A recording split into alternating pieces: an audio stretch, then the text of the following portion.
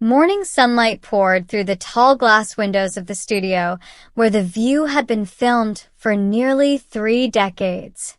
From the outside, it looked like any other Manhattan studio building, steel, glass, and constant activity, but inside, it was a world of opinions, personalities, and carefully controlled chaos.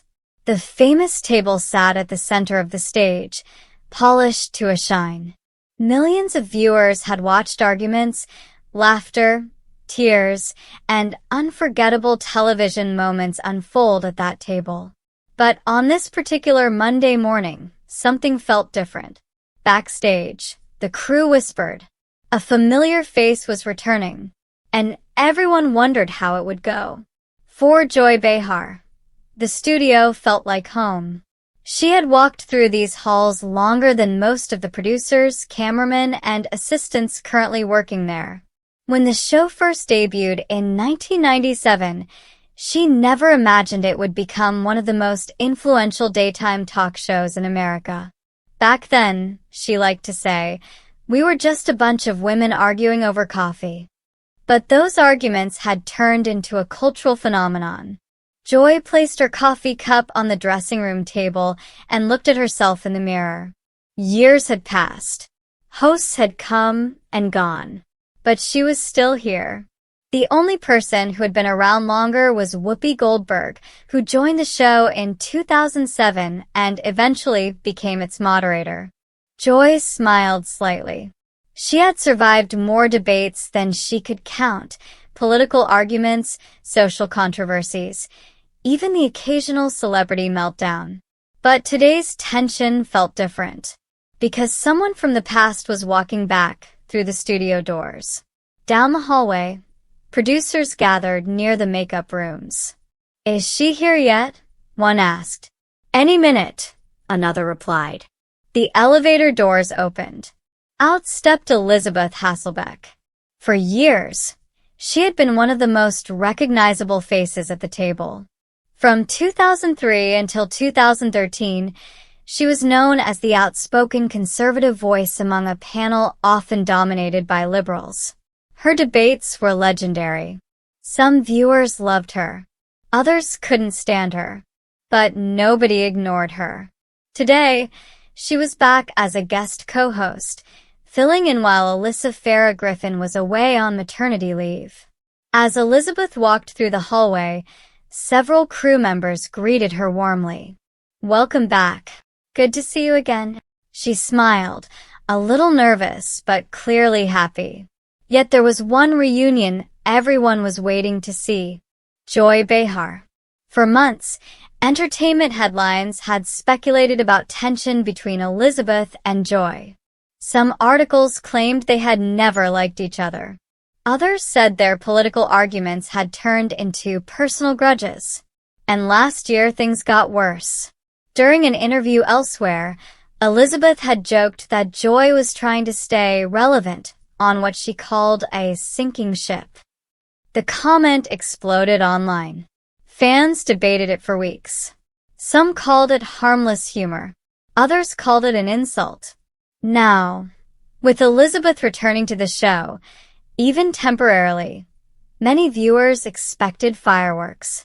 But inside the studio, the reality was far more complicated. In the small podcast studio next door, Joy sat across from executive producer Brian Tata. They were recording the show's behind-the-scenes podcast, Behind the Table. So, Brian said with a grin, Elizabeth's back this week. Joy laughed softly. I know. Everybody thinks we're going to start throwing chairs. Brian leaned forward. Well, are you? Joy shook her head. No. She paused. She's a good kid. I always liked her. Brian looked surprised. Really? Joy shrugged. Look, we argued about politics on the air. That's the show. She gestured toward the studio next door. It's called The View. People forget that. The whole point is different views. When Elizabeth first joined the show in 2003, the dynamic at the table changed overnight. Her conservative opinions clashed with Joy's outspoken liberal perspective almost immediately. Sometimes the debates were respectful. Other times they were intense. But the most explosive arguments weren't with Joy. They were with Rosie O'Donnell. The conflict between Rosie and Elizabeth became one of the most famous daytime TV feuds ever. Viewers still remembered the heated exchanges. Voices raised. Hands slamming the table. At times, it seemed like the show might fall apart. But it didn't, because conflict was part of the formula. By the time Monday's episode began filming, the studio audience had filled every seat. Some were longtime fans. Others were tourists visiting New York. Many had read the headlines about Elizabeth's return. Everyone wondered the same thing. Would the hosts argue? Or would they pretend everything was fine? The stage lights brightened. Music played. And the hosts walked out. Joy Behar, Whoopi Goldberg, Sunny Hostin, Sarah Haynes, and Elizabeth Hasselbeck. The audience erupted into applause. To the surprise of many viewers, the atmosphere was friendly. Elizabeth hugged the hosts. Joy greeted her warmly. They laughed before the cameras even started rolling. When the show began, the conversation flowed naturally. Politics came up, of course. It always did. But instead of shouting matches, there were thoughtful debates. Elizabeth presented her conservative perspective. Joy challenged it. The audience listened. Sometimes they laughed. Sometimes they applauded. But something unexpected happened. They enjoyed it.